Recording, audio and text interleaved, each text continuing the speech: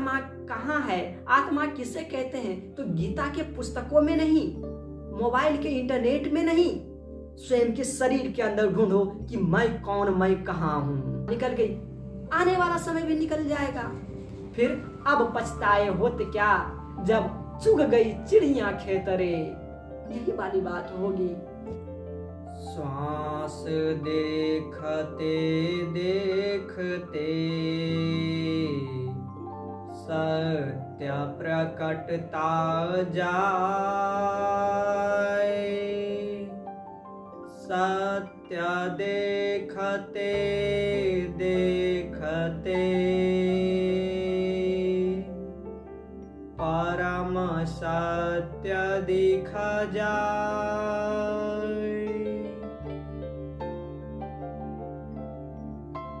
आप सबको हमारा नमन। आप हर दिन हर जगह सुनते हैं भगवान।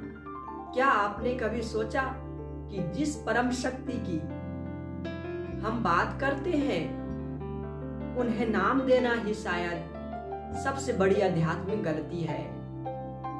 आज मैं एक तपस्वी की दृष्टिकोण से बतला रहा हूं कि भगवान को भगवान कहना, ईश्वर को ईश्वर कहना गलत है। और यह सवाल, यह प्रश्न तब तक आपको बेचैन रखेगी जब तक कि आप पूर्ण रूपेण से इस सत्य को जान नहीं लेते। जरा सोचिए, जो अनंत है, जिसकी कोई सीमा ही नहीं, उसे किसी हिंदी वाक्य के या इंग्लिश सेंटेंस के किसी छोटे से शब्दों में बांध लेना, क्या यह संभव है? क्या अनंत को किसी शब्दों की बेड़ियों में बांधा जा सकता है? या फिर जो सर्वशक्तिमान है, जो हर जगह विद्यमान है, उन्हें किसी नाम अथवा संप्रदाय धर्म की आवश्यकता है? और अगर बातें करूं मैं, तो यह जो समस्या है इन नामों में भी नहीं है। समस्या है हम सबों के, हम मानवों के यह दिमाग में। एक उदाहरण से इसे थोड़ा समझते हैं कि यह नाम कैसे हम सबों को एक दूसरे से अलग कर देता है।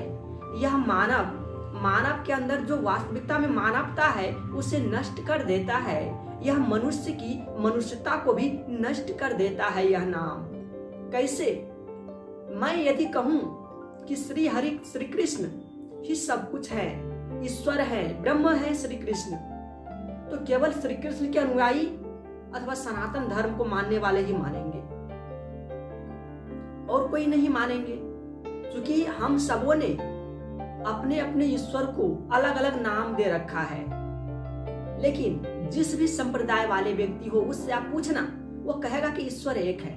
जब ईश्वर एक है, सृष्टि करने वाला एक है, हम सबों को किसी एक ने ही बनाया, तो नाम अलग अलग रखने पर कितने सारे द्वंद्व हो रहे हैं धर्म के नाम पे, संप्रदाय के नाम पे, ये तो आप स्वयं जानते हैं। और क्या, जैसे कि हम लोग केवल क्या कहते हैं, पानी पानी, केवल पानी पानी बोलते हैं, पानी के पीछे भागते हैं, पानी को तो पीते ही नहीं। और बिना पिए, बिना पानी को ग्रहण किए हम सबों की प्यास नहीं बुझ सकती कभी। हम लोग केवल यही कहते हैं, मेरे भगवान, मेरे ईश्वर, केवल मेरे।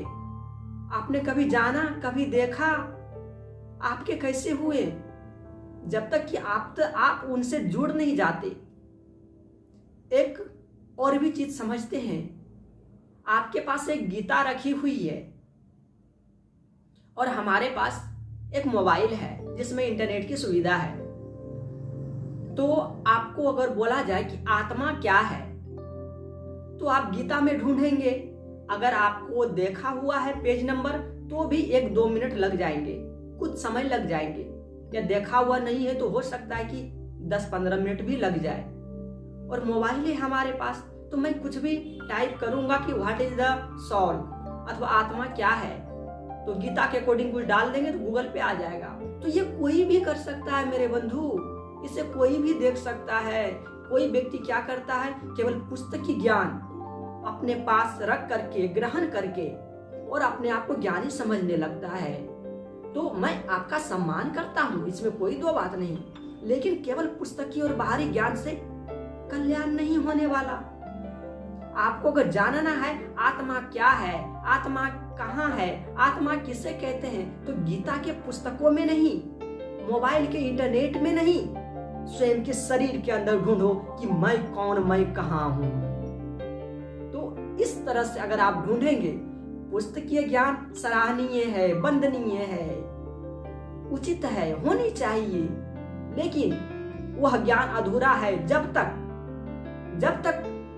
तक कि आप जान नहीं लेते कि मैं कौन, यह आत्मा शरीर के अंदर कहां पर है, तब तक वह ज्ञान अधूरा है।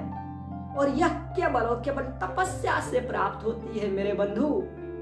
और तपस्या किसके जीवन में है भला? कौन करना चाहता है इस तपस्या को? जो करेगा वही तो पाएगा ना। लेकिन धर्म के नाम पे उलझ पड़े हैं और इससे किसी का कल्याण नहीं होने वाला। जब तक ये तपस्या नहीं करोगे, जीवन में अनुभव नहीं होगी, तब तक कुछ नहीं। इस सत्य ज्ञान से जुड़ो। और भगवान जो हम सब कहते हैं, उन्हें भगवान कहना क्यों गलत है, आइए इसे भी समझ लेते हैं। देखो, मैं एक छोटे से उदाहरण देता हूं आपको कि आप जैसे कि कुछ भी आप एसी रूम में बैठे हुए हो, अच्छे लग रहे हैं, गर्मी का समय है, कोई व्यक्ति आपसे पूछ दे कि एसी के रूम में कैसा लगता है भाई, थोड़ा मुझे बतलाओ ना। आप कह देंगे ठंडा लगता है, तो अच्छा लगता है, लेकिन आप पूर्ण रूप से शब्दों से बयान नहीं कर सकते। इसे भी छोड़ो, यदि आप बतला भी दो, आप बहुत ज्यादा थके हुए हो, दौड़ के आए, थक के आए, घर आए हो किसी जगह से काम करके, आप जैसे ही सोओगे आपको आराम मिलेगी, चैन मिलेगा, शांति महसूस होगी। यदि पूछा जाए कि वह शांति कैसे मिली आपको, किस प्रकार की शांति है, तो क्या आप बतला पाओगे? शायद पूर्ण रूप से नहीं बतला पाओगे, क्योंकि ये सब चीज तो अनुभव की है। तो आप इतना थोड़ा सा समझो यहाँ पर कि जो भौतिक चीज है, जो सांसारिक चीज है, और यह मुख, यह शरीर, यह वाणी, हर चीज भौतिक है, हर चीज नश्वर है, हर चीज नष्ट हो जाती है। तो इस नश्वर चीज से भी आप नश्वर चीज को पूर्ण रूपेण से व्यक्त नहीं कर पाते हो।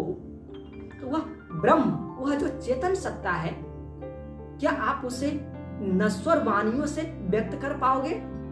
इतना समझो, भगवान, ईश्वर, ब्रह्म, ये सारे जो शब्द है ना, यह शब्दों में सर्वोपरि है, यह शब्दों में सबसे ऊंचा स्थान है, इसलिए उनको इस नाम दिया गया है, वरना यह नाम भी गलत है। उनका नाम क्या है जानते हो?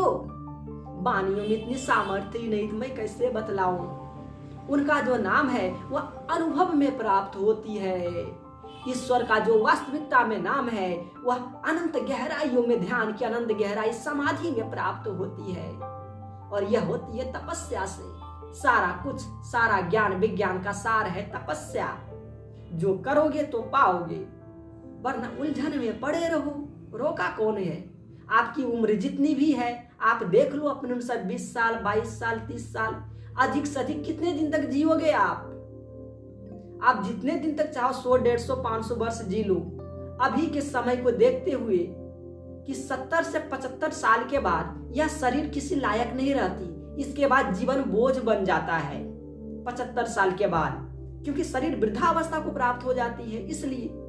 और आपकी उम्र अगर 20 साल की है तो 20 साल में 75 घटा दो, केवल उतना ही आपके पास आयु बची है। यदि आपकी उम्र अभी 30 साल की है तो 75 में 30 साल घटा दो, आपके पास अभी उतना ही समय है कुछ करने की, कुछ जानने की, अध्यात्म की ओर आगे बढ़ने की। यदि आप नहीं करोगे, इतना समय निकला, 20 साल निकल गई, 30 साल निकल गई, आने वाला समय भी निकल जाएगा।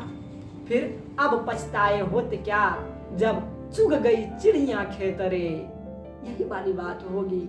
और ना जाने कितने तन, कितने मनुष्य तन हम सबों ने नष्ट कर दिया। मेरे बंधु, संसार का हर कार्य करते हुए तपस्या करो जीवन में। तपस्या का मतलब ये नहीं समझना कि बन चले जाओ आप, तपस्या एक अलग चीज है। यदि आप लोग का कमेंट आए तो मैं बतलाऊंगा कि घर परिवार में रहते हुए, सारा काम करते हुए कैसे तपस्या कर सकते हो आप। यह हमारा चैनल नया है, इसे सपोर्ट दो। झूठे चैनल को तो बहुत ज्यादा बढ़ावा मिल जाती है, अंधविश्वास मिल जाता है। तो चलिए फिलहाल के लिए जय श्री कृष्ण। चैनल को बढ़ावा दें, सब्सक्राइब करें। और मैं लाइव भी आना चाहता हूं, इसके लिए कम से कम 50 सब्सक्राइबर्स चाहिए, तो ही मैं लाइव आ पाऊंगा। मैं हर संडे वीडियो अपलोड करता हूं और संडे के बाद मंडे को मैं सोचता हूं कि लाइव आऊं, ताकि आप वीडियो देखने के बाद जो समझ में ना आया पूछो, सत्य को जानो, समझो और यह भ्रम से बाहर निकलो, इस मनुष्य तन को सार्थक बनाओ। तो चैनल को सब्सक्राइब करें, शेयर करें वीडियोस को। जय श्री कृष्ण।